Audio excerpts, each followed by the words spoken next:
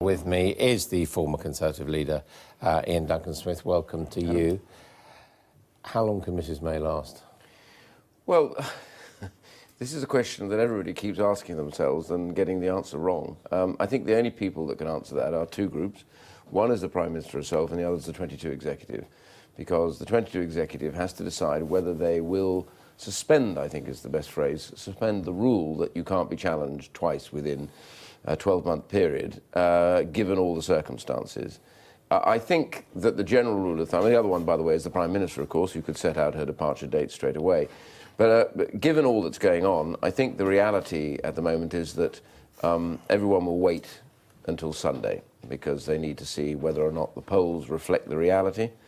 If the reality is anywhere close to the polls, you know, the last poll I just saw was Conservatives on 7%, but the Labour Party are on 13%. I mean, this is a massive revolt by the public over basically the two main parties and us in government. So come Sunday, I think there will be conversations being held about whether or not this should be done earlier. And the real point is, people don't want this to come back to the House now. You saw that, your own interview clips got that. I can tell you the flavour was more volatile behind the cameras than it was in front.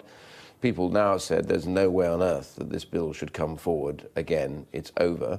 And therefore, they need to now focus on the new leader. If that happens, Mrs May starts the leadership contest, the bill doesn't come back, where does that leave the whole Brexit process? Well, that's the whole point about getting this done as quickly as possible, because the party needs to probably flush this debate through in a matter of weeks. It needs to decide who the leader is going to be. The party at large in the country will also be part of that. I think you could probably get that done in 6 to 7 weeks. So if you got on with it pretty quickly, you'd be over by the end of the parliamentary session, giving a new leader a real chance to sit down, lay out their priorities in terms of the 31st of October, which is our official departure date now, and then enter further discussions with the EU about the failings of this particular deal and what changes are required. And if there's no answer, then as so many people have said already, then leaving without a withdrawal agreement will be back on the table. Is that what we're really pushing for now? Well, no, I think nobody wants to go without a withdrawal agreement, but not this one. And I think the real point is, therefore, the challenge is, if you take that off the table, there's no chance of you having any further discussions with the EU. But if worst, you know, if there is no agreement and you can't get that, then leaving without a withdrawal agreement, bear in mind that there are lots and lots of agreements now in place, such as flights and shipping and transport, and all those things are all now in place and will certainly be complete. They're not in place, are they? I mean, yeah, they are. No. We were told all these are now lined up now. And the big point is, if we do leave on Halloween without a deal, no transition period, right? Well, no transition period. The European Union does not get £39 billion. We ourselves then... Well, that's disputed, isn't it? Because a lot of people say under international law we owe that money. No, there's no dispute about it. You're saying leaving without a deal means that... Leaving without a deal means that everything that's in the withdrawal agreement is no longer in place. And so we would be out, we would face the disruption of leaving the European Union, which there would be. I mean, you accept if we left without an agreement. Leaving after 40 years is always going to cause some bits and pieces of problems. But, you know, like everything else, that's what preparation for no deal is about, and really. we'd be straight back to negotiating with the European Union to put all these things in place. Well, you play that ball back to the EU. I mean, this is my point all along. It's our decision, you see. It's not their decision. No, hang on a second. The public voted to leave, and we've always said Article 50 was very clear.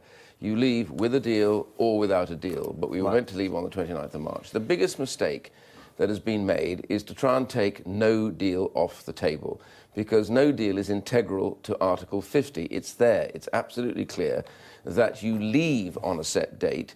What you do in the meantime before you get there is up to you and the EU. So the ball is as much in the EU's court here as it will be in ours, which is who wants to have an arrangement that works for both sides. But if you would accept that there is no mandate, that not all of the 52% voted to leave without a deal, wouldn't you?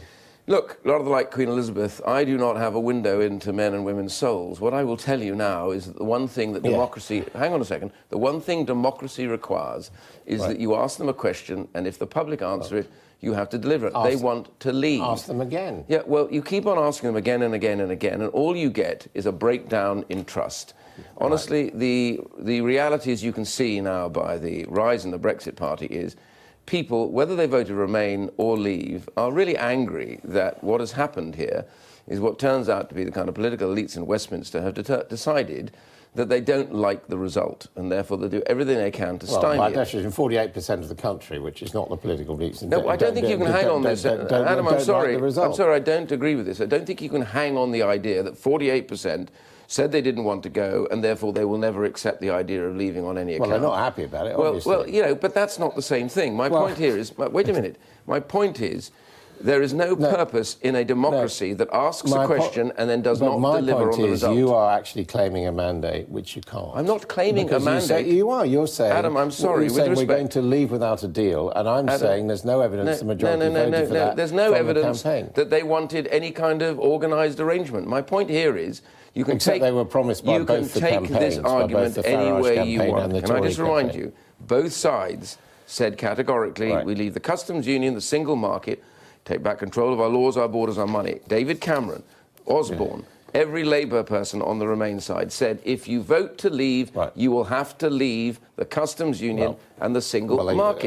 We can dispute that, but let's not argue about it. They're on record. It's not. My point is, it was clear to the public. It's not on the record. They were making a major decision. It is on the record. Market did not feature prominently in the discussion. If your Prime Minister, who is a Remainer, tells the country that you will have to vote to leave the single market and the customs union, you kind of rather go with that. All I'm saying is, why not consult people again? Because I don't think it's an abuse of democracy to turn around and say, we don't like the answer you gave first time, so we're going to come back and ask you one more time. I'm sorry, you will not persuade me. It's not an abuse of democracy to sack the Prime Minister twice. No, democracy is you go to the public, you ask them a specific question, and the Tory party, meanwhile, sacks its leader. No, I'm sorry, the leader, whoever it is, of the Conservative Party, we don't elect a Prime Minister, we elect a governing party.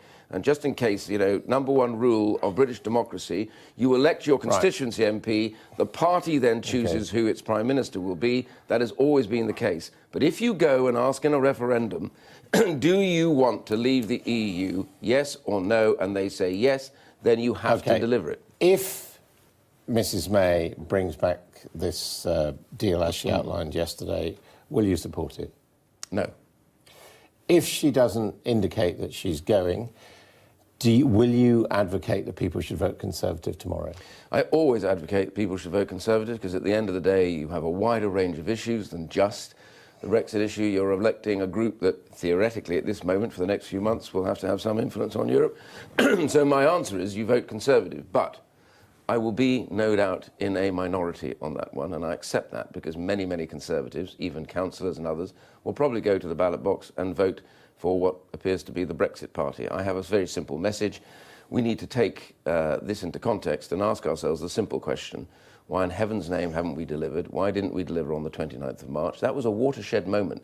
You know, I've been in politics here in Parliament for 27 years, and you've been around much similar time. All of it, even longer. And you and I both know we have never seen anything like this in our political lives.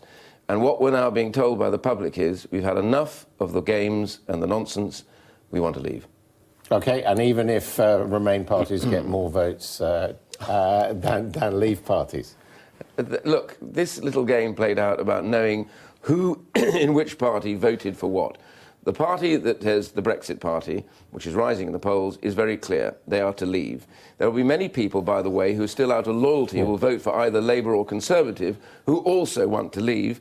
And there are only one or two parties that are very clear that they quite a big want to claim, remain. Though. I mean, there are those who say if you put Labour, Liberal Democrats, Greens, nationalist parties change altogether, it's going to be bigger than Brexit parties. Well, we can go on.